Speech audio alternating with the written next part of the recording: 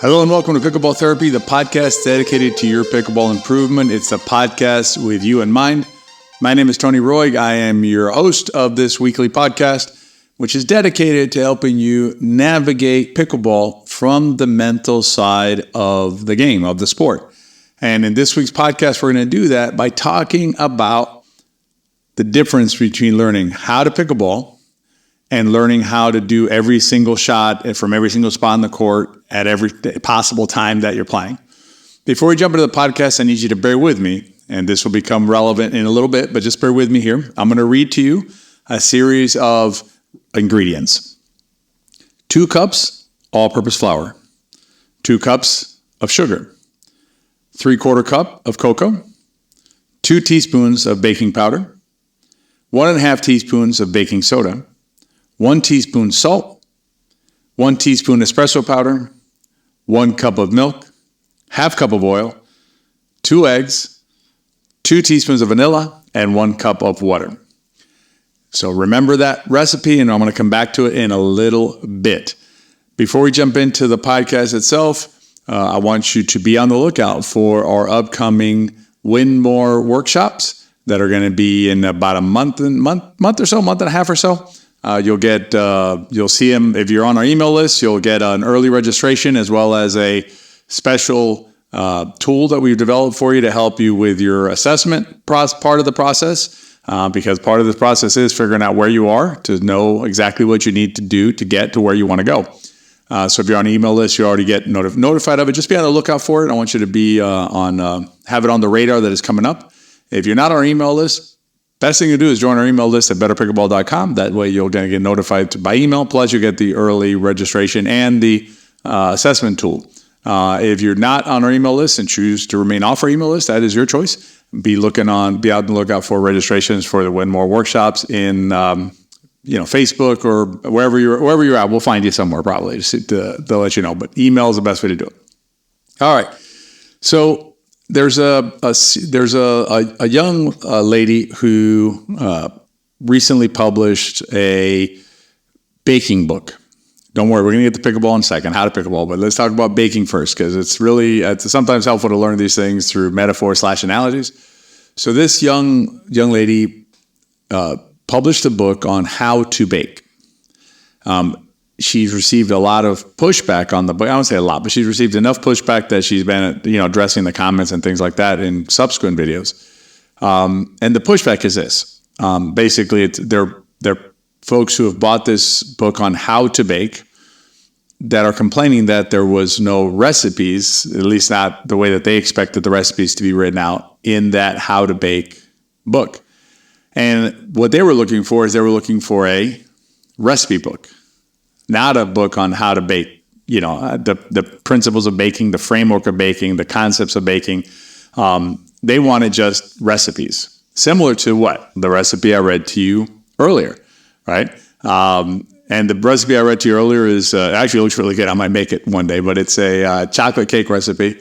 Claims to be the best chocolate cake. It's got really good reviews, and it does sound like a very, very nice cake.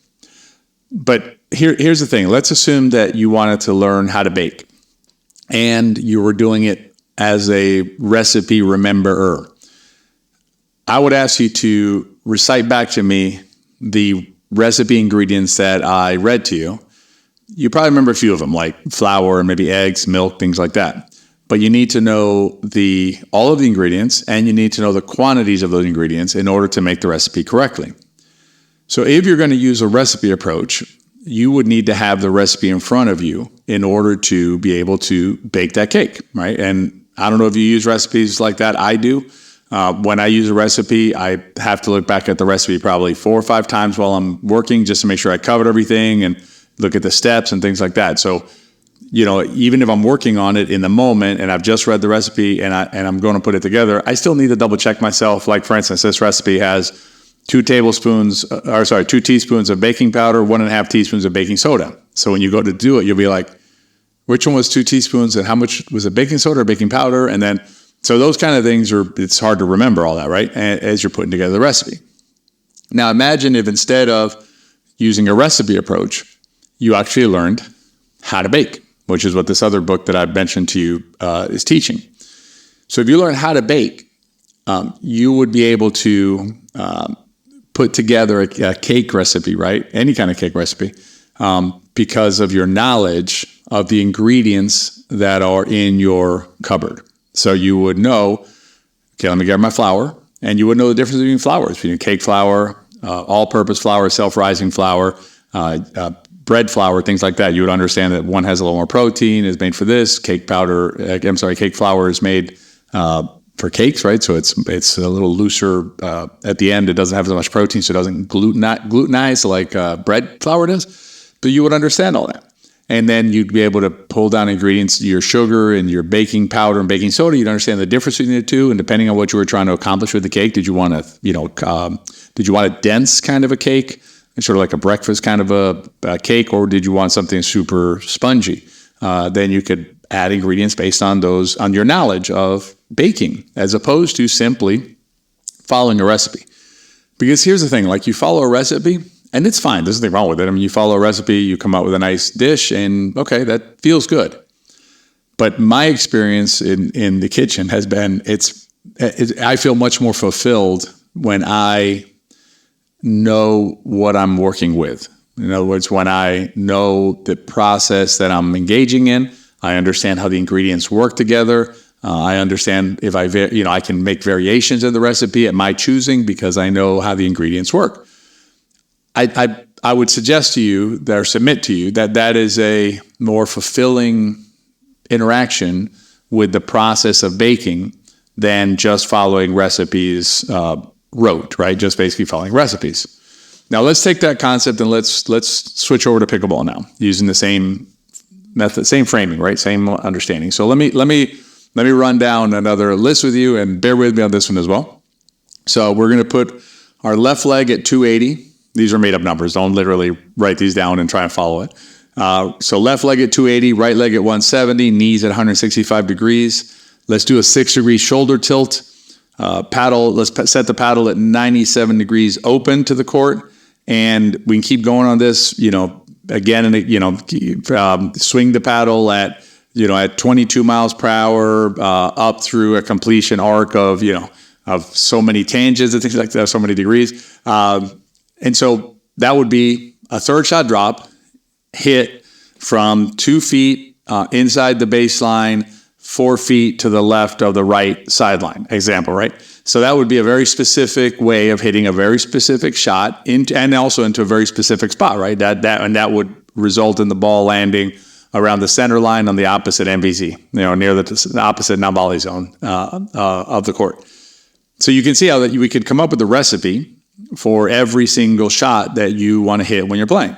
A third shot drop from this position versus a third shot drop from that position. Now we'd have to change the recipe, right? We'd have to change our foot position, perhaps our knee position, perhaps our paddle angle, perhaps our follow through, perhaps the amount of energy that goes into the ball. So all of those components would have to change depending on where we're at on the court, depending on how hard the ball is hit our way, depending on the type of shot we're trying to accomplish. Are we trying to hit a cross-court third shot, a straight third shot? Are we trying to lob it from there?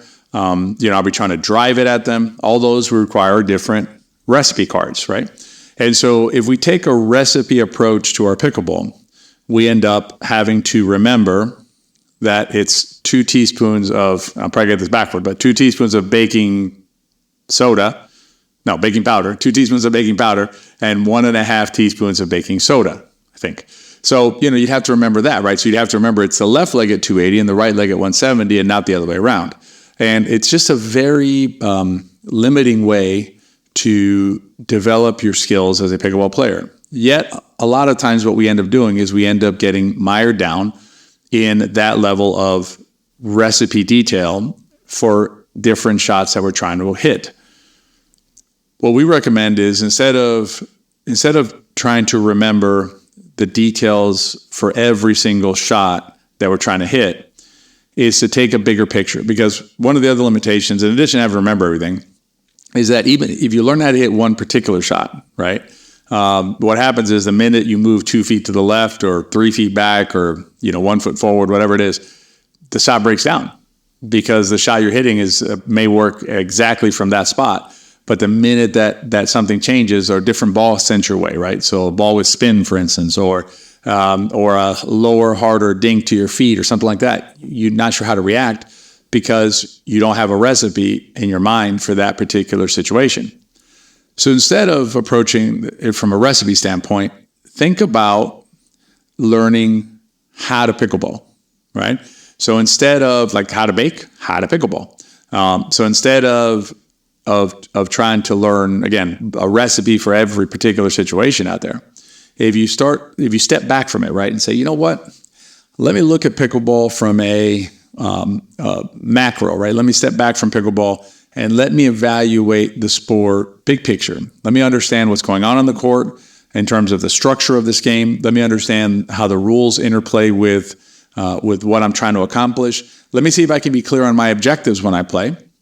Let me have an understanding of how the mechanics work. In other words, what are the different pieces of every shot that I hit, whether it's a volley, a ground stroke, a dink, a drive. They're all just, they all have the same components. It's just different variations of it, right? So going back to the baking analogy, all of those shots have a certain amount of flour, a certain amount of water, a certain amount of eggs and things like that.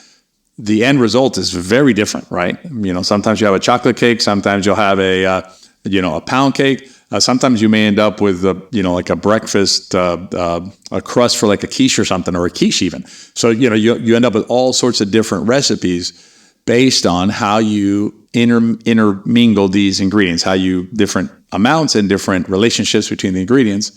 But all the shots have the same basic ingredients, because at the end of the day, it's you and a paddle directing a ball over the net towards the other side of the court in some sort of a manner, right? And so if you understand how those ingredients come together on the pickleball court, you can then start playing around with your shots and start understanding, okay, I'm going to start trying this and see how that works. And then, okay, that worked pretty well. Let me keep doing that. Or no, that didn't work so well. What do I need to do to fix it, right? What ingredient is it missing, right? Is it missing? Maybe I need another egg in there. Maybe I need some more sugar, whatever it is. And so, if you have an understanding of the mechanics of pickleball that way, the strategy of pickleball is another area where we get bogged down in recipes, right? Because we want to know, okay, what exactly should I do when I'm playing two players who play like this? Okay, and then so you have this idea, like I'm going to hit the ball here, and then the very next game, all of a sudden you're facing they throw in a different kind of player, or you're playing a lefty righty, or you're playing some other combination, and your strategy goes to hell in a handbasket because you're not sure what to do now. Again, if you have an understanding of your objectives, understanding how the game is played, if you learn to pickleball, then you can make those adjustments on the fly as you go. You can set your oven at 375 instead of 350 because 375 is burning it, or whatever it is that's happening on the court. You can make that adjustment as you play. So as you think about your pickleball, think about taking a bigger approach, right? A bigger cut at it, if you will. And I mentioned the workshops earlier that we have coming up.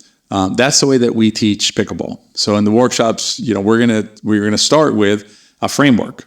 The first workshop you're gonna come to is a framework of our instruction, and then the next workshop we're gonna teach you the specifics, right? So we'll go from general to specific, and then the third one we're gonna give you a specific action plan based on what your assessment is. Remember, I mentioned the tool to get your assessment done.